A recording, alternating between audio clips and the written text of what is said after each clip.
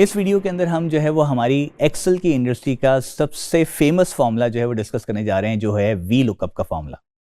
V lookup एक ऐसा formula है जिसको बहुत ही यूज़ किया जाता है एक्सेल इंडस्ट्री के अंदर, क्योंकि आजकल हमारे पास जितने भी इंडस्ट्रीज़ हैं उसमें ऑनलाइन सॉफ्टवेयर्स अवेलेबल हैं, और जब आप ऑनलाइन से डेटा डाउनलोड करते हैं तो उसमें कहीं ना कहीं आपको वी लुकअप को यूज़ करते हुए डेटा एक्सट्रैक्शन की ज़रूरत पड़ती है। तो आइए देखते हैं, स्क्रीन पे चलते हैं और देखते हैं कि इस फॉर्मूला को किस तरह से अप्लाई किया जा सकता है। सो हमारे पास जो है एक मास्टर डेटा है। फॉर इंस्टेंस 1 से लेकर 10 तक इसमें रिकॉर्ड्स हैं। फॉर इंस्टेंस ये हमारे एम्प्लॉय रिकॉर्ड्स हैं जिसमें उनके अमाउंट्स दिए हुए हैं या सैलरीज दी हुई हैं, और हमें जो है बेसिकली कुछ कोड्स दे दिए गए हैं और उन कोड्स के थ्रू कोड को मैच करना है और उसका क्रॉसपॉन्डिंग कॉलम्स का जो डेटा है वो एक्सट्रैक्ट करना है। तो हमें कोड से कोड मैच करना है और उसके अगेंस्ट हमें उसके नेम और अमाउंट को एक्सट्रैक्ट करना है। तो ये काम बहुत इजीली जो है आप वी लुकअप से कर सकते हो। वी लुकअप का काम यही होता है, कोई ना कोई की को ये मैच करेगा और उसके क्रॉसपॉन्डिंग कॉलम का डेटा आपको मास्टर डेटा से ला के देगा। तो जिस तरह से हमने पहले भी देखा है कि हर फॉर्मूला आपसे सवाल करता है, तो इसी तरह से वी लुकअप आपसे बहुत ही सिंपल स्ट्रेट फॉरवर्ड 4 सवाल करता है।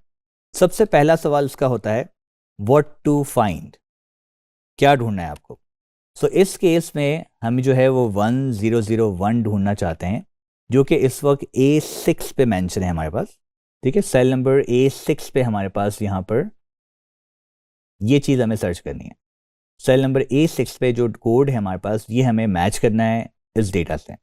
तो अगेन जब आप कोई चीज़ सर्च करें तो कहीं ना कहीं सर्च करनी है। तो सेकंड सवाल हमसे है वेयर टू फाइंड, कहाँ ढूंढना है।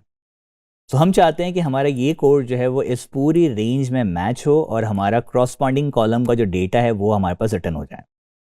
तो जैसे हमने इसको सेलेक्ट किया, जो कि हमारे पास फिगर बनते हैं G6 से लेकर I15 तक। तो G6 कॉलन I15, ये सिर्फ हम एक रेफरेंस के लिए भी लिख रहे हैं और फॉर्मूला के अंदर अप्लाई करेंगे।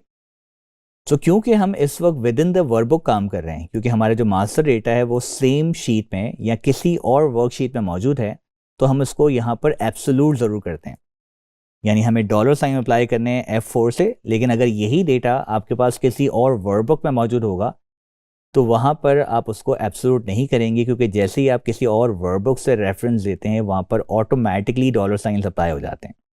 सो हमने जैसे ही इस डेटा को सेलेक्ट किया, इस रेंज को सेलेक्ट किया जो कि G6 से लेकर I15 तक की रेंज है, वी लोग अपने पीछे 2 टास्क परफॉर्म करना शुरू किए। पहला टास्क उसने ये किया कि कोड से कोड को मैच करना स्टार्ट किया पहले कॉलम में। अब ये पत्थर पे लकीर है कि सिलेक्शन के पहले कॉलम में ही वो मैच करेगा।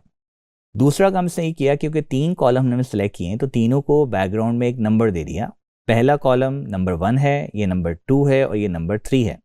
और इसी से रिलेटेड आपसे ये तीसरा सवाल करता है कि अगर ये कोड इस पहले कॉलम में मैच हो जाता है तो इसके कौन से कॉलम नंबर की वैल्यू ये आपको रिटर्न करे। तो थर्ड सवाल हमारे पास है व्हाट टू रिटर्न। सो हम इसको कहते हैं कि अगर ये कोड मैच हो जाता है तो आपको कॉलम नंबर 2 यानी नेम को रिटर्न करना है। तो हमने लिख दिया कॉलम नंबर 2 की वैल्यू रिटर्न करो। और लास्ट सवाल होता है एग्जैक्ट मैच करना है या नहीं करना।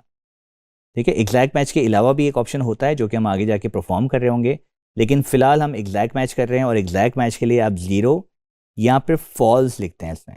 इसका मतलब ये होता है कि 1001 से जब 1001 मैच होता है तो ही आपकी वैल्यू रिटर्न हो, अदरवाइज रिटर्न ना हो। तो आइए हम इसको अप्लाई करते हैं। So we are saying we look up what to find this value जो कि 1001 है, कॉमा कहाँ ढूंढना है वेयर टू फाइंड। तो हमने उसको सेलेक्ट किया और जैसे ही हम उसको सेलेक्ट करते हैं फ़ौरन से हम F4 प्रेस कर देंगे तो ये डॉलर साइन अप्लाई कर देगा उसमें। जैसे ही हमने इसको सेलेक्ट किया, वी लुकअप ने यहाँ पर 2 टास्क परफॉर्म करना स्टार्ट किए। पहला टास्क जो हुआ कि वो इस कोड को इस पहले कॉलम में मैच करना इसने स्टार्ट कर दिया।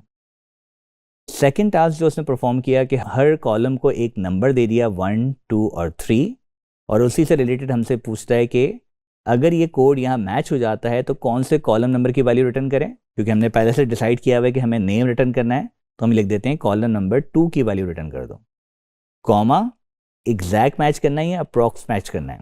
तो क्योंकि हमें इस वक्त एग्जैक्ट मैच करना है तो हम यहाँ पर 0 भी लिख सकते हैं और फॉल्स भी लिख सकते हैं।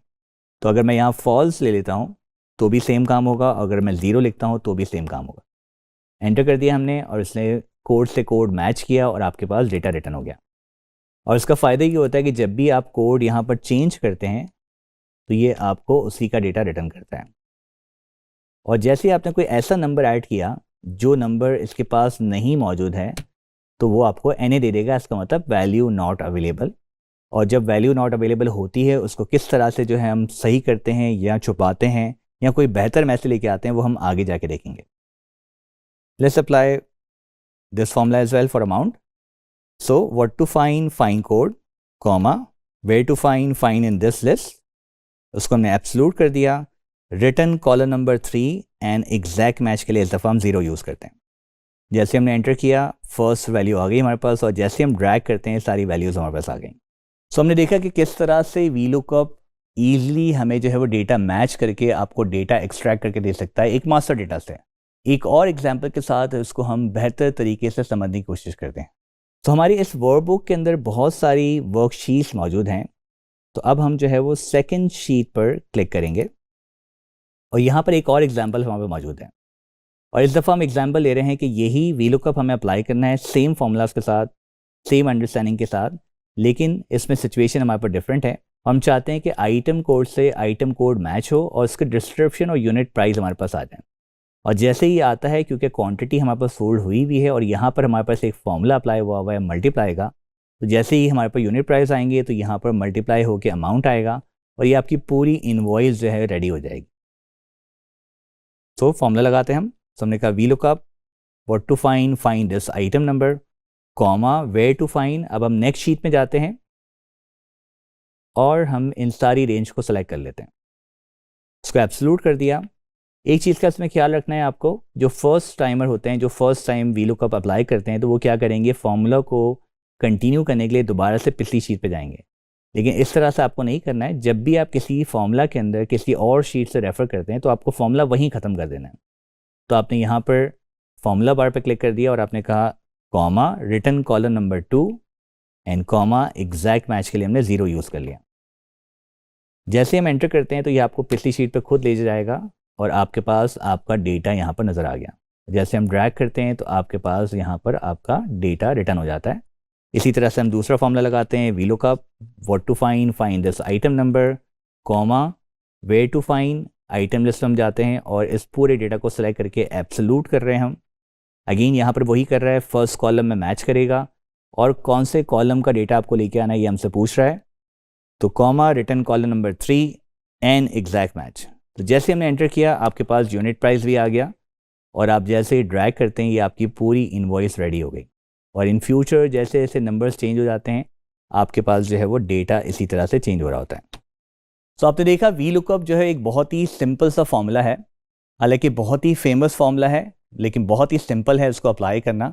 आई एम श्योर जो हमने इसकी लॉजिक सीखी है, इस लॉजिक के थ्रू फ्यूचर में आप बहुत सारी सिचुएशंस को सॉल्व कर पाएंगे VLOOKUP के थ्रू।